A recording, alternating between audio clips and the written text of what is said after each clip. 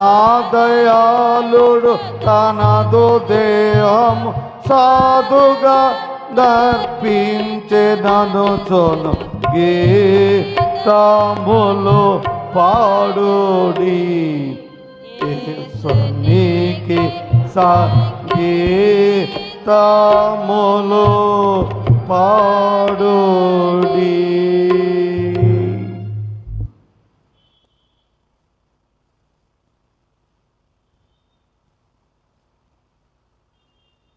మన తండ్రి అయిన దేవుని నుండి ప్రభు అయిన యేసుక్రీస్తు నుండి కృపయు సమాధానం మీకు కలుగును గాక. ప్రార్థన చేస్తున్నాం. సర్వశక్తియు మికిలి కనికరం గల మా పరలోకపు తండ్రి, నీకు స్తుతులు స్తోత్రాలు. వందల సంవత్సరాల కొద్దీ నీ ప్రియకుమారుని జన్మదినమును నేను నమ్మినటువంటి ప్రజలు జరుపుకుంటూ ఉండగా మరి ఒకసారి మా ప్రభ మా జీవితాలలో నీ ప్రియకుమారుని జన్మమును తలపోసుకొని నీ యందు సంతోషించులాగున మాకు ఇస్తున్నటువంటి ఈ క్రిస్మస్ దినాలను బట్టి వందనాలు తెలియజేస్తున్నాం. ఇదిగో మా ప్రభ నీ వాక్యంతో మమ్మలను దర్శించమని వేడుకుంటూ ఉన్నాం. మాలో ఉన్నటువంటి చీకటిని తొలగించమని వేడుకుంటూ ఉన్నాం. మాలో ఉన్నటువంటి అపరిశుద్ధత తీసివేయమని వేడుకుంటూ ఉన్నాము. నీ వాక్యపు వెలుగును కలిగినటువంటి వారముగా, నీ వాక్యమును వెదజల్లేటువంటి వారముగా మమ్మలను ప్రతిష్ఠించమని మా ప్రభును నీ ప్రియకుమారుడునైన క్రీస్తు నామమున నేను అడుగుచున్నాము తండ్రి, ఆమేన్.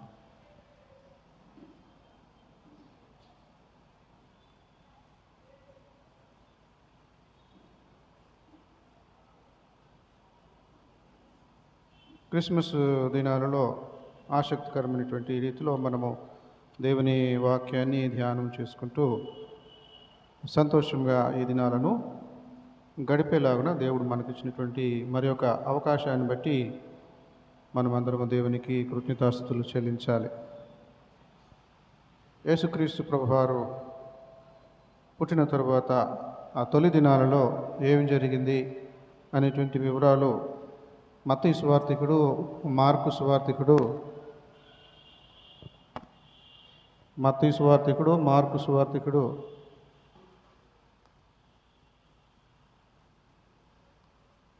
క్రీస్తు ప్రభుని యొక్క జన్మ వృత్తాంతాన్ని అందించారు.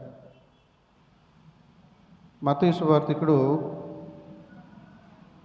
ఇశ్రాయేలీయుల పితామహుడైనటువంటి అబ్రహామునకు ప్రాధాన్యతనిస్తూ యేసుక్రీస్తు యొక్క వంశావళిని తెలియజేశాడు. అదేవిధంగా లూకాసు సువార్తికుడు యేసుక్రీస్తు యొక్క వంశావళిని తెలియజేస్తూ అబ్రహామునకు ప్రాధాన్యతనివ్వకుండా ఆదామునకు ప్రాధాన్యతనిచ్చు వంశవృక్షాన్ని తెలియజేశాడు. ఇద్దరు యేసుక్రీస్తు యొక్క జన్మ వృత్తాంతాన్ని వివరిస్తున్నారు, కానీ వాళ్ళ యొక్క కోణము, వాళ్ళ యొక్క ప్రాధాన్యత దేవుని నడిపింపు ప్రకారంగా వాళ్ళు రాసుకొచ్చారు. మత్తయి సువార్తికుడు అబ్రహాము నుండి యేసుక్రీస్తు వంశావళిని ప్రారంభించి యేసుక్రీస్తు వరకు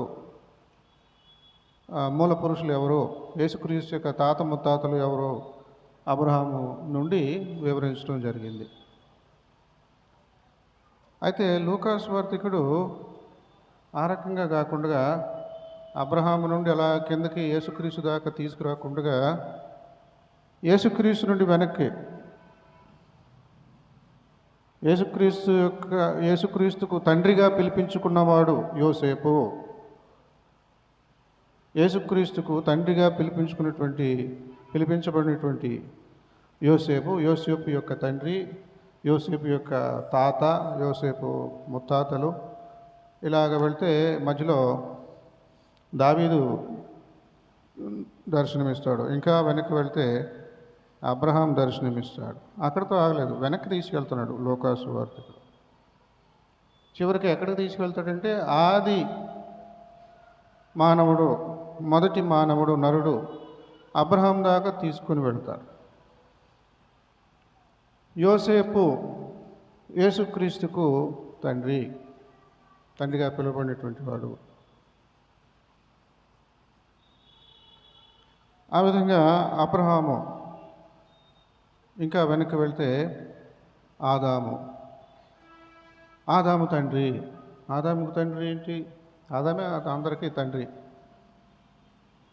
హిందీలో ఆద్మీ అంటారు, మగవాడిని ఆద్మీ అంటారు. ఇది ఆదాము నుండి పుట్టినటువంటి మాటే. మగవాడిని ఆదాం అంటారు. ఆడవాళ్ళని ఏమంటారు? ఔరత్ అంటారంటే అవ్వ. తమిళ భాషలో మనం కూడా అవ్వ అని వాడతాం. ఎవరిని? మామల్ని అవ్వ అంటూ ఉంటాం. అంటే అమ్మల కన్నా అమ్మ అవ్వ. అదనమాట. అది మన భాషలోనే ఇమిడి ఉన్నాయి ఆ మాటలు, ప్రాచీనమైనటువంటి మాటలు. కాబట్టి ఆదాముకు కూడా తండ్రి ఉన్నాడు. సృష్టికర్త అయినటువంటి దేవుడు అందరికీ తండ్రి ఉన్నాడు. యేసుక్రీస్తుకు తండ్రి ఉన్నాడు, పరలోకపు తండ్రి ఉన్నాడు. ఇహలోకంలో యోసేపు తండ్రిగా పిలిపించబడ్డాడు. ఈ రకంగా వంశవృక్షం చక్కగా మరి లూకాసు వార్తికుడు వివరించుకొస్తాడు. అయితే మనకు ఇవ్వబడినటువంటి పాఠ్యభాగం ఈ రోజున ఏమిటంటే నంక్ డిమిటిస్ అంటే వీడ్కోలు. సమాధానంతో నీ దాసుని పోనిచ్చుచున్నావు. నేను ఇక్కడ ఈ మానవ జీవితానికి వీడ్కోలు ఇచ్చేస్తున్నాను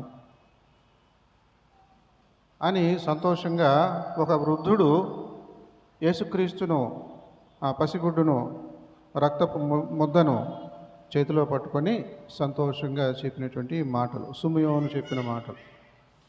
సుమయోను వృద్ధుడు, వయోవృద్ధుడు.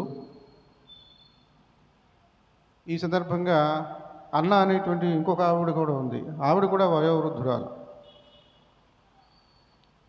ఈ వయోవృద్ధుడి నుండి మనం ఏం పాఠం నేర్చుకోవాలి ఈరోజు అన్నట్లుగా మరి మన పితరులు ఏర్పాటు చేసుకున్నటువంటి పాఠ్యభాగాలు చదువుకున్నాం. యేసుక్రీస్తు ప్రభుని ఆచార ప్రకారంగా, ధర్మశాస్త్ర మరి కట్టుబాట్ల ప్రకారంగా యేసు ప్రభు వారిని యెరూషలేము దేవాలయానికి పసికందుగా ఉండగానే తీసుకుని వెళ్తారు తల్లిదండ్రులు. అక్కడ యెరూషలేము ఆలయాన్ని అంటిపెట్టుకుని ఉన్నటువంటి భక్తులు కొంతమంది ఉండేవారు. సుమయోను అనేటువంటి భక్తుడు, అన్న అనేటువంటి భక్తురాలు ఉండేవారు. వారిరువురు కూడా క్రీస్తు యొక్క మరి ఈ జన్మ వృత్తాంతంలో వాళ్ళ పేర్లు మనకు కనిపిస్తాయి. ఇంతకుముందు కూడా ఒకసారి మనం పాడుకున్నాం కొన్ని పాటలు. లూకాసు వార్తికుడే చక్కగా తొలి క్రైస్తవ సంఘంలో పాటలుగా వెలిసినటువంటి వాటిని పాటగానే అరమేకు భాషలో అందించాడు. క్రొత్త నిబంధన గ్రీకు భాష అని అంటాం, కానీ గ్రీకు భాష అది ఇతరులకు అర్థమయ్యేలాగా రాసినటువంటిది. కానీ వాళ్ళకై వాళ్ళు రాసుకున్నది అరమేకు భాషలోనే రాసుకున్నారు బైబిల్ గ్రంథం, క్రొత్త నిబంధన. సరే, ఇక్కడ ఈ పాట ఎంత ప్రాధాన్యమైనటువంటిదంటే ప్రభు సంస్కారంలో మనం పాడుతూ ఉంటాం. సుమయోను పాడినటువంటి పాట. నీ సమాధానము దాసునికిప్పుడు నాథదేవా ఇచ్చి నీ మాట చొప్పున పోనిచ్చుచున్నావు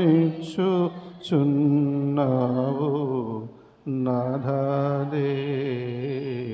చక్కగా కర్ణాటిక్ రాగంలో మన తెలుగు వాళ్ళు పాడేటువంటి. అలాగా ఆ తొలి క్రైస్తవ కుటుంబాలలో ఈ జరిగినటువంటి యేసుక్రీస్తు వృత్తాంతాన్ని సుమయోను చేతుల్లో పసికందుగా యేసుక్రీస్తు ప్రభువారు ఆశీర్వదించబడినటువంటి ఈ సంఘటనను పాట రూపంలో వాళ్ళు పాడుతూ ఆరాధిస్తూ ఉండేవారు. దానినే తన సువార్తలో లూకా సువార్తికుడు చూపించాడు. ఈ రకంగా మరి సిమియోను చెప్పినటువంటి ఈ మాటలు, నా బ్రతుకు ధన్యమైంది, నేను ఎంతకాలం బ్రతికానో నా బ్రతుకు వృధా అయిపోతుందేమో అని నేను భయపడుతూ ఉండేవాడిని. చాలామంది ఆ రకంగా భక్తులు ఒక ఆశతో, నిరీక్షణతో జీవించేవారు ఆ రోజుల్లో. ఏ విధమైనటువంటి ఆశ, ఏ విధమైనటువంటి నిరీక్షణ అంటే 400 సంవత్సరాలు సుదీర్ఘమైనటువంటి చీకటి సంవత్సరాలు గుండా అనేక మంది భక్తులు మెస్సియా కొరకు ఎదురు చూస్తూ ఉన్నారు. మా రోజుల్లోనే ఆ రక్షకుడు పుడతాడు అని ఎదురు చూస్తూ చాలామంది చనిపోయారు. 400 సంవత్సరాలు ఆ రకంగా గడిచిపోయాయి. ఈ 400 సంవత్సరాలు ప్రవక్తలు లేకుండా పోయారు. మలాకి తర్వాత ఒక పేజీ తిరగగానే మత్తయి కనబడతాడు. ఆ పేజీకి ఈ పేజీకి మధ్యలో 400 సంవత్సరాలు గ్యాప్ ఉన్నది. ఈ 400 సంవత్సరాలు దేవుని యొక్క ప్రవచనం లేకుండా పోయింది వాళ్ళకి. భక్తులు మాత్రము నిరీక్షణతో మెస్సియా ఇదివరకే యెషయా ద్వారా మరి అనేక మంది ప్రవక్తల ద్వారా ప్రవచింపబడినటువంటి మాట మా రోజుల్లో నెరవేరుతుంది అన్నట్లుగా వారు ఎదురు చూసేవారు, కానీ అది జరగలేదు. అదే కోవకు చెంది ఈ సిమియోను కూడా ఎదురు చూస్తూ ఉన్నాడు. ఇంకా కాటికి కాళ్ళు చాపుకున్నాడు అన్నట్లుగా అయిపోయింది. ఇక నా జీవితంలో కూడా ఇది జరగదు, నా తరంలో కూడా ఇది జరగదు అని చాలా నిరుత్సాహంతో, విచారంతో ఉన్నాడు. అటువంటిది మరియా యోసేపులు యేసుక్రీస్తును ఆలయానికి తీసుకుని రాగానే దివ్య జ్ఞానంతో గ్రహించాడు. ఇంతకాలం ఎదురు చూస్తున్నటువంటి ఆ మెస్సియా ఇదిగో పసికందుగా ఆలయంలో ప్రవేశిస్తూ ఉన్నాడు. చాలా సంబరపడిపోయాడు. దేవుని యొక్క మరి దైవ నడిపింపు. పసికందుని వెంటనే చేతిలోకి తీసుకొని దేవుణ్ణి స్తుతిస్తూ ఉన్నాడు, పరలోకపు తండ్రిని స్తుతిస్తూ ఉన్నాడు. నాథా, ఇప్పుడు నీ మాట చొప్పున సమాధానంతో నీ దాసుని పోనిస్తున్నావు. అన్యజనులకు నిన్ను బయలుపరచుటకు వెలుగుగాను, నీ ప్రజలైన ఇశ్రాయేలుకు మహిమగాను నీవు సకల ప్రజల ఎదుట సిద్ధపరిచిన నీ రక్షణ నేను కన్నులారా చూచితిని. రక్షకుణ్ణి కన్నులారా చూచితిని, అది ఒకలాగా ఉంటుంది. నీ రక్షణ కన్నులారా చూస్తున్నది ఇంకొకలాగా ఉంటుంది, విశేషంగా ఉంటుంది కదా. రక్షకుడిని చూసాడంటే ఏదోలా రక్షించేవాడు అనమాట. రక్షించేవాడు పోలీసు, లేకపోతే మిలిటరీ వాడు, రక్షించేవాడు, దేశాన్ని రక్షించేవాడు, ప్రజలను రక్షించేవాడు. రక్షకుడిని చూశాను కాదు, రక్షణ చూశాను. ఆ కార్యము నేను చూశాను, దానికి నన్ను విట్నెస్గా, సాక్షిగా నిలబెట్టావు. కాబట్టి ఇన్ని రోజులు నా మనసులో అలజడి, వెలితి, కొరత, చింత, ఇప్పుడు అవన్నీ తీరిపోయాయి. కాబట్టి తృప్తిగా, సంతోషంగా నేను వెళ్ళిపోతున్నాను అని చెప్పేసి దేవుణ్ణి స్తుతించి మరి ఆ పసికందును ఆశీర్వదిస్తాడు. తొలి దినాలలో ఎవరికైనా కూడా యేసుప్రభుని గురించి నా అవగాహన ఏంటంటే, మానవ ప్రమేయం లేకుండా దేవుని ప్రమేయంతో దేవుడు పంపినటువంటి రాజు మనకు ఉంటాడు అనేది వాళ్ళ అవగాహన. మానవ ప్రమేయం లేకుండా దేవుని ప్రమేయంతో దేవుని నుండి వచ్చేటువంటి వాడే మెస్సియా, గొర్రెల కాపరి అని వాళ్ళకు ఆ రోజుల్లో అవగాహన. కాబట్టి ఆ రకంగానే మానవ ప్రమేయం లేకుండా కన్య గర్భమున క్రీస్తు ప్రభువారు జన్మించడము, ఆయన యాదృచ్ఛికంగా జన్మించడం కాదు, పరలోకం నుండి తండ్రి చేత పంపబడినటువంటి వాడుగా వచ్చినవాడు. కాబట్టి ఈ విశేషాన్ని మనం గ్రహించాలి. ఇక్కడ సిమియోను భక్తుడు వయసు మీరినటువంటి వాడుగా దేవుణ్ణి స్తుతిస్తూ ఉన్నాడు. మనకు చదవబడినటువంటి ఇతర పాఠ్యభాగాలను ఒకసారి గమనించి చూద్దాం. పౌలు తిమోతికి రాసినటువంటి 2వ ఉత్తరం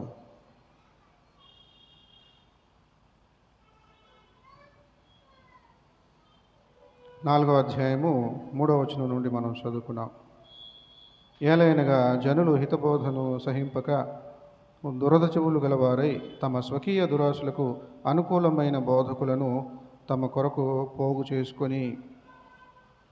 ఇది చాలా విచిత్రం అనిపిస్తుంది. ఆ రోజుల్లోనే ఈ ట్రెండ్ ఉండేదా అని. ఏంటది? బోధకులను మనమే పిలిపించుకొని సభలు ఏర్పాటు చేసుకుంటాం కదా. ఈయన బాగా బ్రహ్మాండంగా ప్రసంగాలు చేస్తాడు అంటే మనకి దురద చెవులు ఉన్నాయన్నమాట. పలానా వ్యక్తి ఆ ప్రసంగాలు వినేయాలి, అలాంటి వాళ్ళ ప్రసంగాలు వింటా కూర్చోవాలి అనేటువంటి దురద చెవులు ఉంటున్నాయా అన్నట్లుగా ఉంది ఈ రోజుల్లో.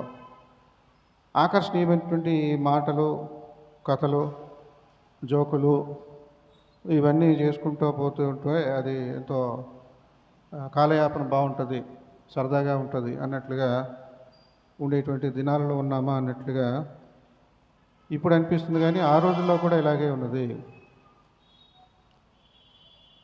జనులు హితబోధను సహింపక, మంచి మాటలు వద్దు, గద్దించి చెప్పే మాటలు వద్దు, నువ్వు ఇలా చేస్తే నువ్వు బాగుపడతావు అనేటువంటి నీ హితవు కోరి చెప్పేటువంటి మాటలు నీకు వద్దు.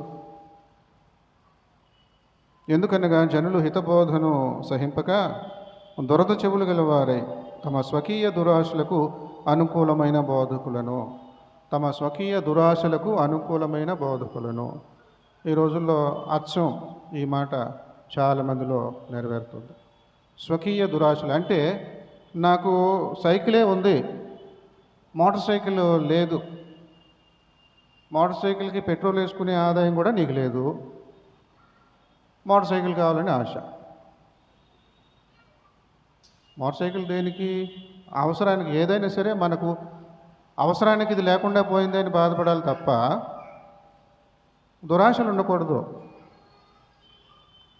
మేము కారు కొని 5 సంవత్సరాలు అయింది. డంబంగా కార్ డ్రైవింగ్ నేర్చేసుకొని నేను ప్రయాణం చేయాలి, చక్కగా అందరిని తిప్పడం లేకపోతే ఇంట్లో వాళ్ళని తిప్పడం చేయాలి. ఇంతవరకు కార్ డ్రైవింగ్ నేర్చుకోలేదు. అవసరం అనిపించలేదు. అవసరం తీరేలాగున మన చింత ఉండాలి తప్ప దురాశలు ఉండకూడదు.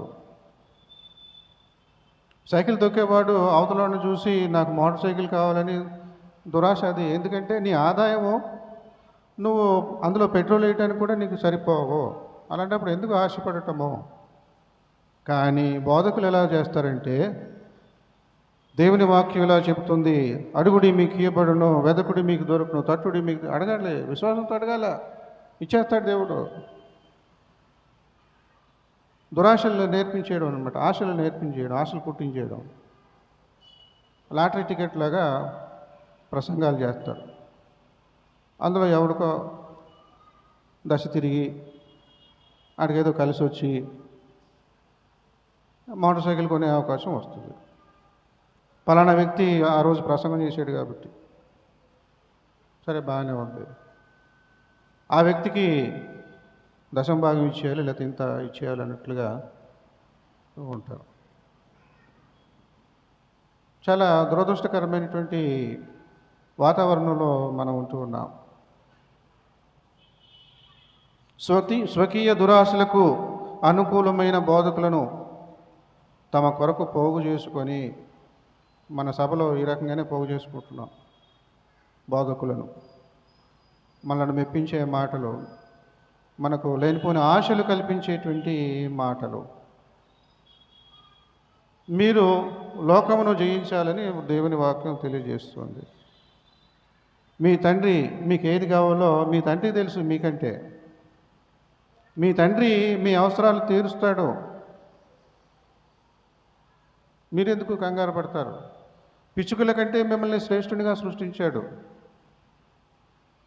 అవి విత్తవు, వడకవు, ఇవేమీ చేయవు. అవేమి కూలి పనులు ఏమి చేయవు, భోజనం కోసం ఉద్యోగం చేయవు.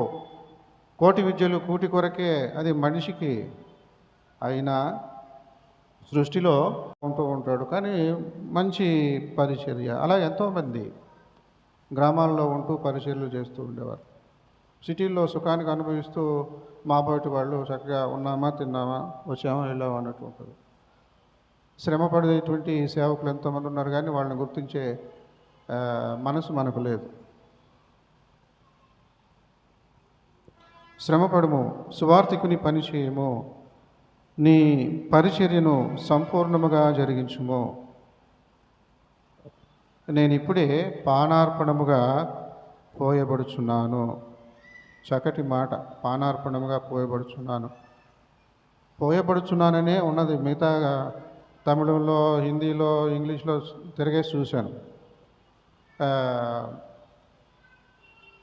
ఏది గ్రీకు భాషలోది కూడా చూశాను. పానార్పణముగా అనేటువంటి మాట లేదు, పోయబడుచున్నట్లుగానే ఉంటుంది. తెలుగు భాషలో చక్కగా తెలుగు గ్రంథంలో ఇది కలిపారు. ఇప్పుడు గ్లాసులో నీళ్లు, పాత్రలో నీళ్లు కానీ నూనె కానీ ఏదైనా నేల మీద పడింది అనుకోండి, దాన్ని తీసి ఆ నూనె తీసి మళ్ళీ పాత్రలో వేయగలమా? ఆ నీళ్ళు తీసి మనం పాత్రలో వేయగలమా? వేయలేం. బియ్యం ఒలికినాయి అనుకోండి, ఒకవేళ అది తీసి మళ్ళీ అందులో సంచిలో వేయగలం. కాబట్టి నేను వ్యర్థుడనైపోతున్నాను అన్నట్లుగా నా ప్రాణాన్ని ఆయన కోసం సమర్పించుకుంటున్నాను. రోజు రోజుకి కొవ్వొత్తులాగా కరిగిపోతున్నాను, ఇక చివరి దశలో ఉన్నాను అన్నట్లుగా. పానార్పణముగా పోయబడుచున్నాను, పానార్పణముగా ఒలికిపోతున్నాను. చక్కటి మాటలుగా మనం వివరాలు చెప్పుకోవచ్చు. నేను వెడలిపోవు కాలము సమీపమై ఉన్నది. ఆత్మీయ పుత్రుడితో పౌలు చెప్తున్నటువంటి మాట. ఇక తన మనసులో తాను అనుకుంటున్నాడు. సిమియోను ఏమనుకుంటున్నాడు? ఇంతకాలం నేను వెయిట్ చేశాను, చాలా టెన్షను, నా భయభక్తులు, ఈ నిరీక్షణ అంతా వృధా అయిపోతుందేమో, మెస్సియాను నేను చూడలేనేమో, ఈ తరంలో ఆ అదృష్టం లేదేమో అని భయపడుతూ ఉంటే, బాధపడుతూ ఉంటే, రక్షణ నా కళ్ళ ముందు వచ్చి నిలబడింది. కన్నులారా నీ రక్షణ నేను చూశాను. ఇక్కడ రేపో మాపో మరణశిక్షకు రెడీగా ఉన్నాడు. ఈయన జీవితం కూడా అయిపోయింది. పానార్పణముగా పోయబడుతూ ఉన్నాడు. ఇంకా చివరి పొట్టు. ఈ స్థితిలో సిమియోను ఎంత సంతోషంగా చెప్తున్నాడో ఇతను కూడా సంతోషంగా చెప్తున్నాడు. మంచి పోరాటము పోరాడి తిని, నా పరుగు కడముట్టించి తిని, విశ్వాసము కాపాడుకొంటిని, ఇక మీదట నా కొరకు నీతి కిరీటము ఉంచబడి ఉన్నది. తృప్తిగా, ధైర్యంగా, సంతోషంగా తనను గురించి తాను చెప్పుకోగలుగుతూ ఉన్నాడు. నా జీవితం ధన్యమైంది, వృధా కాలేదు.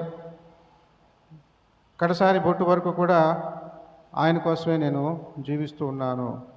పానార్పణముగా పోయబడుచు ఉన్నాను.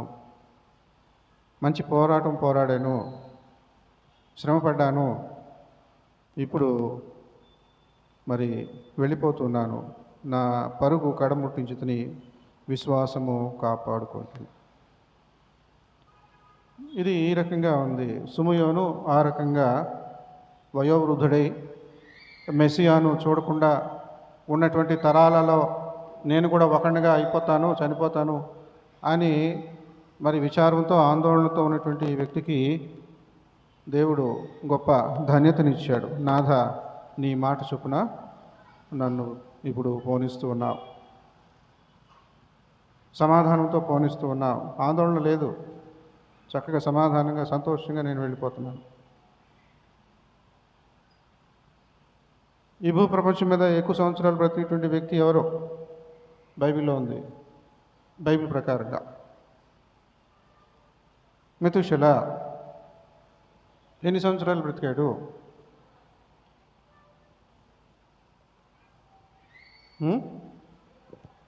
900. చూడండి ఒకసారి 5వ అధ్యాయం, ఆదికాండము 5వ అధ్యాయంలో 969 సంవత్సరాలు. సరే, కొంతమందికి పిల్లలు లేటుగా పుడతారు, కొంతమందికి పెళ్ళవగానే మరుసటి సంవత్సరానికల్లా పిల్లలు చేతిలో ఉంటారు. ఆ రోజుల్లో లెక్కలు వేరు. ఒక వ్యక్తి తండ్రి కావాలంటే 100 సంవత్సరాలు దాటిపోవాలి. ఎందుకంటే ఆ రోజుల్లో ఆయుష్ లెక్కలు వేరు. మెతుషెల లాంటి వాడు 969 సంవత్సరాలు జీవించాడు. సరే, ఒక వ్యక్తికి తండ్రి కావాలంటే ఇది 20 ఏళ్ళకో 25 ఏళ్ళకో తండ్రి అయిపోవచ్చు. ఆ రోజుల్లో ఆ విధంగా కాదు, 100 ఏళ్ళు దాటితేనే కానీ తండ్రి ఎవరు. ఉదాహరణకు మెతుషెలకు పెళ్ళైంది, తనకు 187 సంవత్సరాల వయసు అప్పుడు కొడుకు పుట్టాడు. 187 సంవత్సరాలు అప్పటికి కొడుకు పుట్టాడు. మనకైతే 20 ఏళ్ళకే పుట్టేస్తారు కదా. ఆయనకి 187 సంవత్సరాలు వస్తేనే కానీ లెమెకు అనేటువంటి కొడుకు పుట్టలేదు. సరే, మళ్ళీ లెమెకు పెళ్లి చేసుకున్నాడు.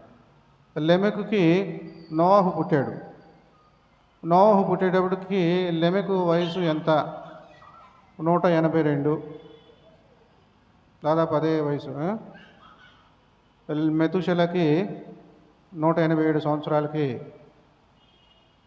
లెమెకు పుట్టాడు. ఈ లెమెకుకి ఇప్పుడు 182 సంవత్సరాలు వస్తే నోవాహు పుట్టాడు. అంటే తాతగారు వయసు ఎంత? నోవాహుకి అప్పుడే పుట్టాడు. తాతగారు వయసు ఎంత? మెతుషెల వయసు ఎంత? 2 కూడాలి. 187, 182 కూడండి, ఎంత వస్తుంది?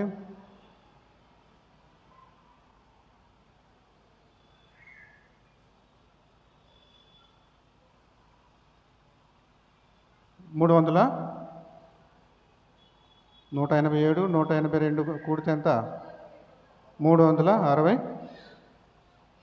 87ను 82, 182, 369 రోజులు, 69 సంవత్సరాలు వస్తాయి. నోవాహు పుట్టేటప్పటికి మెతూషెల వయసు ఎంత? 369 సంవత్సరాలు. బాగుంది, అక్కడ అలాగ ఉంచుకోండి. నోవాహుకి 600 సంవత్సరాలు వచ్చాయి. ఇప్పుడు నోవాహుకి 600 సంవత్సరాలు వచ్చేసినాయి అంటే తాతగారి వయసు ఎంత? మెతూషెల వయసు ఎంత? ఈ 369 600కి కలపాలి. అప్పుడెంత? 969. అంటే మెతూషెల ఇన్ని సంవత్సరాలు బతికాడు కానీ వేస్ట్. ఎందుకు వేస్ట్?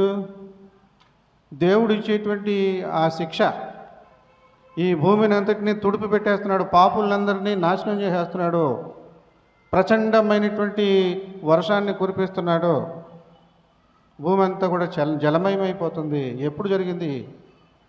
నోవాహుకు 600 సంవత్సరాల వయసును. ఆ మాట చూడండి ఒకసారి, ఆదికాండము 7వ అధ్యాయము 6వ వచనం. మైక్ తీసుకోండి, మైక్. ఆ జలప్రవాహము భూమి మీదకి వచ్చినప్పుడు నోవాహు 600 ఏండ్లవాడు. సరిపోయింది కదా.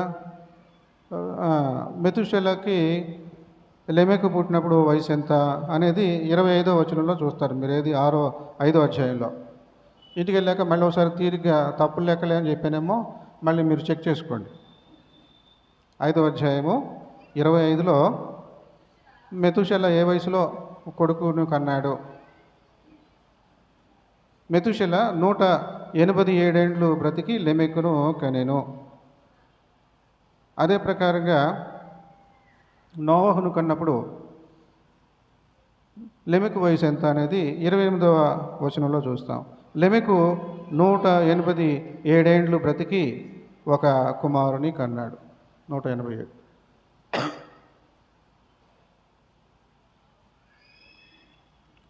182 ఏమో మెతుషెలకు, ఇందాక తిరిగేసి చెప్పాను. 182. ఇప్పుడు లెమెకుకి 187 వయసులో తండ్రి అయ్యాడు. అంటే నోవహు వయసు 0, తాతగారి వయసు 369. ఇప్పుడు నోవహుకు 600. జలప్రళయం వచ్చింది. అంటే జలప్రళయం వచ్చిన సంవత్సరం దాకా బతికాడు. ఎందుకు బతికాడు? వృధా. నాశనాన్ని కళ్ళారా చూడడానికి పుట్టానా నేను అన్నట్టుగా ఉంది అతని జీవితం. ఇన్ని సంవత్సరాలు అందరికంటే మానవ చరిత్రలో నాకంటే ఎక్కువ బతికినోడు ఎవడు లేడు. కానీ ఏం ప్రయోజనం? దేవుడు ఇచ్చినటువంటి ఆ శాపాన్ని కన్నులారా చూడడానిక? సుమియోను అలా కాదు. దేవుడు ఇచ్చినటువంటి ఆ దీవెన, ఆ రక్షణ చూడటానికి నన్ను ఇంకా బ్రతికించాడు. నాథ, సమాధానంతో ఇప్పుడు నన్ను పోనిస్తున్నావు. మరి మెతుషెల అలా అనుకొని ఉంటాడా? ఎంత బాధపడి ఉంటాడు? నేను ఇంతకాలం బ్రతికింది ఈ మానవ కోటిని నాశనం చేసేటువంటి ఈ శాపాన్ని చూడడానిక అన్నట్లుగా ఉండిపోయింది. మన అవివేకము, మన యొక్క స్వార్థము, తెలివి తక్కువతనము ఈ రకంగా పనిచేస్తూ ఉంటాయి. ఇంగ్లీషులో భారతదేశంలో ఉన్నటువంటి ఒక కవి ఆర్కే నారాయణ్ అని చెప్పేసి ఒక అతను ఉన్నాడు. ద గైడ్ అని చెప్పేసి ఒక నవల రాస్తాడు ఇంగ్లీష్లో. ద గైడ్ అంటే టూరిస్ట్ సెంటర్లు ఉంటాయి కదా, పర్యాటక స్థలాలు. ఆ స్థలాలు కొన్ని స్థలాలకైతే చరిత్ర ఉంటుంది. మహాబలిపురం కానీ, లేకపోతే అహోబిలం కానీ, లేకపోతే ఇంకొకటి కానీ, అలాంటి చోట్లకు వెళ్ళినప్పుడు అక్కడ స్థానికమైనటువంటి ప్రజలు కొంతమంది ఆ వివరాలు చెప్పేటువంటి వారు ఉంటారు. ఇది పలానా రాజు ఏలుతున్నటువంటి రోజుల్లో కట్టబడినటువంటిది, పలానా వ్యక్తి కట్టాడు, పలానా శిల్పి, ఇప్పుడు ఈ కట్టడం వయసు ఇంత, ఇది కట్టబడి 429 సంవత్సరాలు అయింది. ఈ రకంగా స్థల పురాణం చెప్తూ ఉంటారు.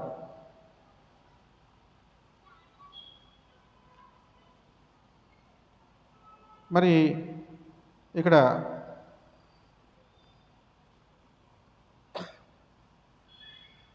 ఏ విధమైనటువంటి వివరాలు అందుకోవాలి? మెతుషెల తన జీవితంలో 969 సంవత్సరాలు జీవించాడు. ఏం చెప్పుకోవాలి? మెతుషెలను గురించి ఏం చెప్పుకోవాలి? లేకపోతే అరారాతు కొండ మీద ఈ ఓడ ఆగింది అని ఇప్పుడు చరిత్ర రుజువులు ఉన్నాయి. ఆ స్థలం దొరికింది. ఆ ఓడకు సంబంధించినటువంటి కలశాలు అవి శకలాలు దొరికినాయి. కాబట్టి ఇది యథార్థమో కల్పిత కథ కాదు. నోవాహు దినాలలో జలప్రళయం వచ్చింది, భూమి అంతా కూడా తుడుపు పెట్టబడింది. జీవరాశులన్నీ కూడా, అనేకమైనటువంటి జీవరాశులు అంతమొందాయి. ఓడలోనికి వచ్చినటువంటి జీవరాశులు బ్రతకగలిగాయి. యేసుక్రీస్తు రక్షకునిగా ఈ లోకంలోనికి వచ్చినప్పుడు సుమియోనులాగా మనము తృప్తి చెందేటువంటి స్థితిలో ఉండాలి. మెతుషెలలాగా బాధపడేలాగా ఉండకూడదు. ఆర్కే నారాయణ ఆ నవలలో, ఆ గైడ్ అనేటువంటి ఆ నవలలో ఒక కుర్రవాడి గురించినటువంటి కథ అది. ఆ కుర్రవాడు చిన్నతనంలో జులాయిగా తిరుగుతాడు, చదువు అవ్వదు. ఇక సంపాదన కోసం ఆ ఊళ్ళో ఏంటంటే అది ఒక పర్యాటక కేంద్రం ఆ ఊరు. పర్యాటకులందరూ వచ్చి సందర్శించి వెళ్ళిపోతూ ఉంటారు. రకరకాల రాష్ట్రాల నుంచి దేశాల నుంచి వస్తూ ఉంటారు.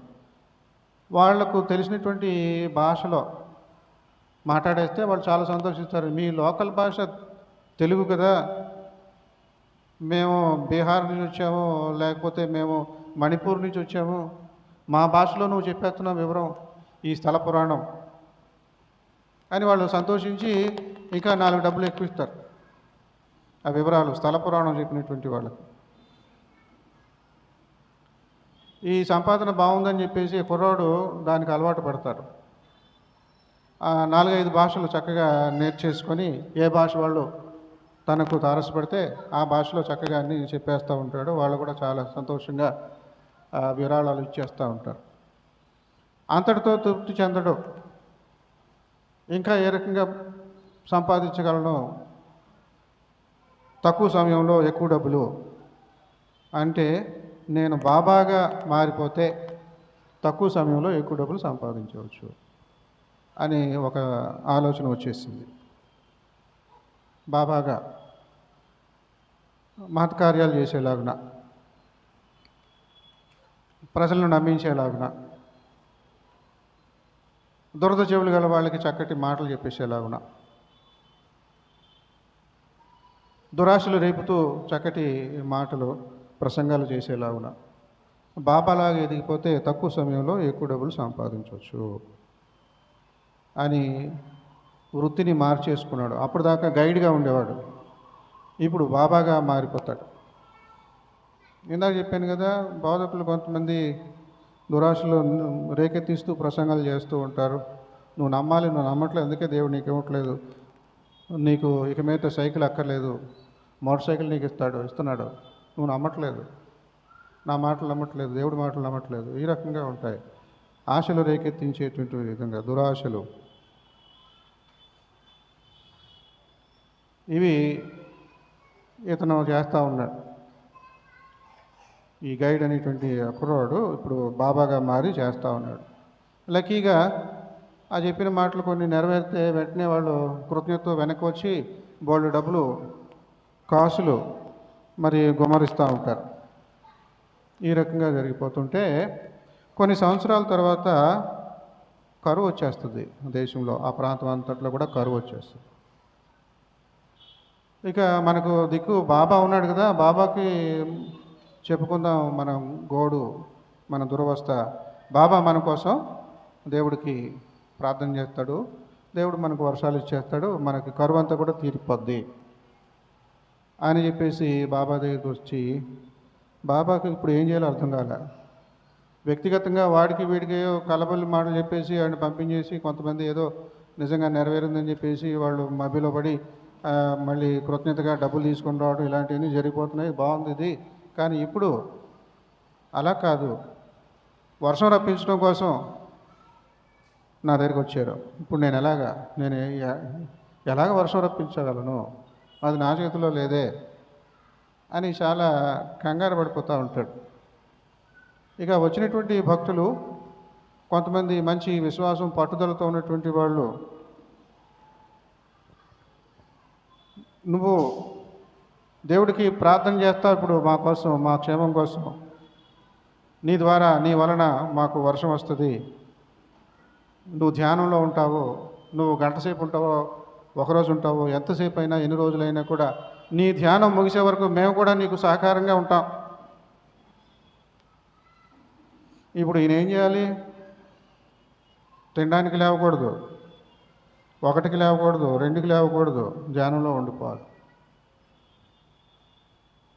ఏం చేయాలో అర్థం కాలే, తప్పించుకోవడానికి దారి లేదు. ఆ రకంగా పాపం కొన్ని రోజుల కొద్దీ కదలకుండా అలా ఉండిపోవాల్సినటువంటి పరిస్థితి. చుట్టూ జనము, వేల కొలది జనము. ఈ బాబా ధ్యానం చేస్తే మనకు వర్షాలు వస్తాయి. ఆర్కే నారాయణ రాసినటువంటి నవలలో ఉన్నటువంటి సన్నివేశం ఇది. ఆ రకంగా ఇక కళ్ళు తెరిచి చూడడానికి కూడా ఓపిక లేనటువంటి పరిస్థితి ఏర్పడుతుంది. ఇక ఎవడన్నా అలాగా వేలుతో నెడితే పడిపోయేలాగా బాసిపీఠం వేసుకొని కూర్చున్నాడు. అలాంటి దురవస్థ. అప్పుడు చల్లటి గాలి, వర్షం వచ్చేటప్పుడు దూరం నుంచి చల్లటి గాలి వస్తుంది కదా, అక్కడ దూరం నుంచి మబ్బులు అలాగే మూసుకొస్తూ దగ్గరకు సమీపిస్తూ ఉంటాయి. ఇంకా కొన్ని నిమిషాల తర్వాత వర్షపు చినుకులు పడుతూ ఉంటాయి. వచ్చిన వాళ్ళందరి మీద కూడా వర్షపు చినుకులు పడతా ఉన్నాయి. ఈ సంతోషంతో అందరూ గంతులు వేస్తూ, ఇదిగో బాబా మన కోసం ధ్యానం చేశాడు, వర్షపు చినుకులు పడుతూ ఉన్నాయని కేరింతలతో అందరూ ఎవరికాళ్ళు వెళ్ళిపోతారు.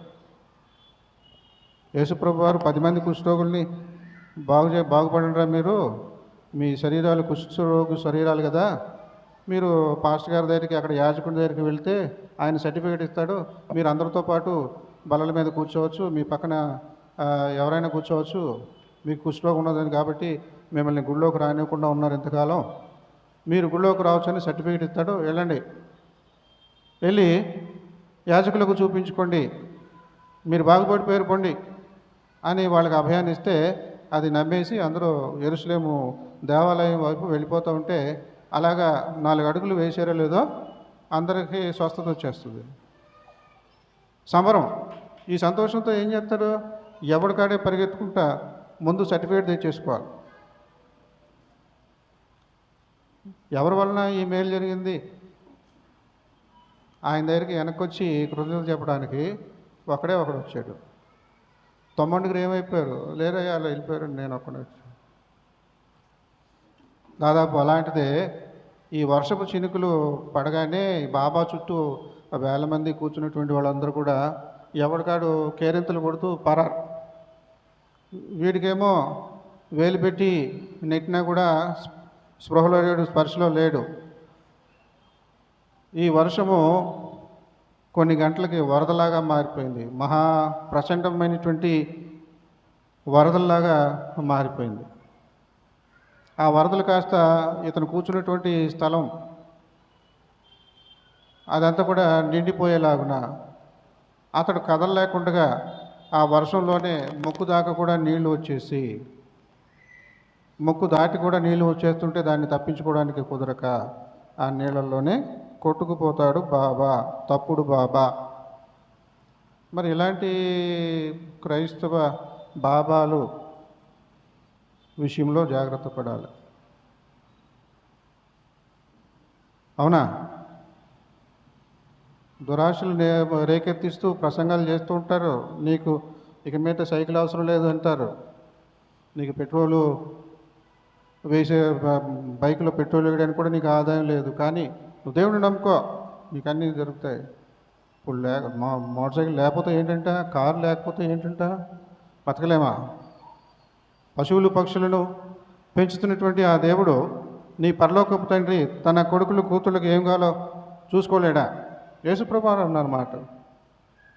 మరి ఎందుకు ఆ ప్రసంగాలు చేయరు? నువ్వు నమ్ముకోవటం లేదు, నమ్మటం అంటే నీకు తెలియదు, అది ఇది అడుక్కోవడానికే నమ్మకమా? అడుగుడి మీకేవ్వండి అనే మాట కూడా తప్పుడుగానే మనం వాడుతూ ఉంటాం. ఈ లోకంలో ఉన్న వాటిని అడగమనలేదు దేవుడు, యేసుప్రభు. పరలోకానికి సంబంధించిన విషయాన్ని మీరు అడగండి, నేను ఇస్తాను, మీకు దొరుకుతుంది. అప్పుడు ఇహలోక సంబంధమైనటువంటి కొరతలు ఏమైనా ఉంటే ఆయనే తీరుస్తాడు. మీరెందుకు ఆందోళన పడతారు? మీరు అడిగేది ఏదో పరలోకానికి సంబంధించిన విషయాలు అడగండి, వెతికేది ఏదో పరలోకానికి సంబంధించిన విషయాన్ని వెతకండి. ఈ రకంగా అనుకూలమైనటువంటి రీతిలో మరి బోధలు మనం చేస్తూ ఉంటాం. ఈ విషయాల్లో చాలా జాగ్రత్త పడాలి.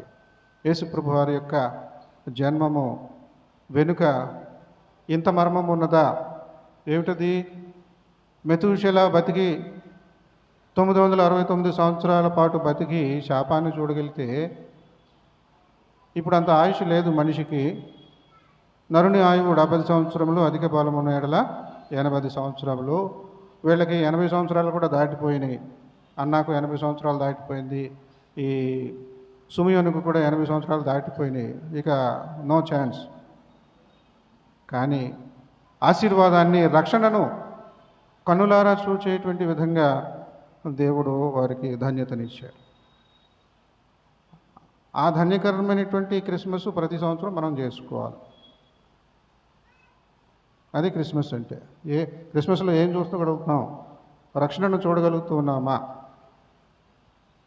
నా బ్రతుకు ధన్యమైంది, నేను పరిగెత్తవలసిందంతా కూడా పరిగెత్తేసాను, నాకు ఇంకా చింత ఏమీ లేదు. తిమోతి, నువ్వు జాగ్రత్త. నేను రిటైర్డ్ అయిపోయి ఇప్పుడు మరణానికి కాటికి కాళ్ళు చెప్పుకున్నాను. రేపో మాపో రోమా అధికారులు వచ్చి నన్ను ఉరి తీస్తారు, చచ్చిపోతాను.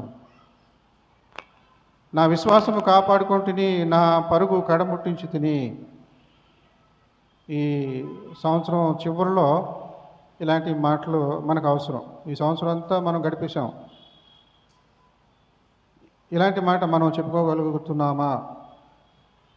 పౌలులాగా మనల్ని మనం పరీక్షించుకోవాలి. ఎంతవరకు ఇది చెప్పగలం? మనం నిజమైనటువంటి పశ్చాత్తాపంతో మన లోపాన్ని ఒప్పుకొని మేలైనటువంటి బ్రతుకు నేను బ్రతకాలని ఆశపడుతున్నాను ప్రభా అని దేవుణ్ణి బ్రతిమాలి, ఆ రకంగా మేలైనటువంటి విశ్వాస యాత్రను కొనసాగించేలాగున దేవుణ్ణి మనమందరం కూడా ప్రార్థిస్తాం. దేవుడి కొద్ది మాటలు దీవించుగాక. సమస్త జ్ఞానములకు మించిన దేవుని సమాధానం యేసుక్రీస్తు వలన మీ హృదయములకు మీ తలంపులకు కావలి ఉండునుగాక. దేవా నాయందు శుద్ధ హృదయము కలుగజేయు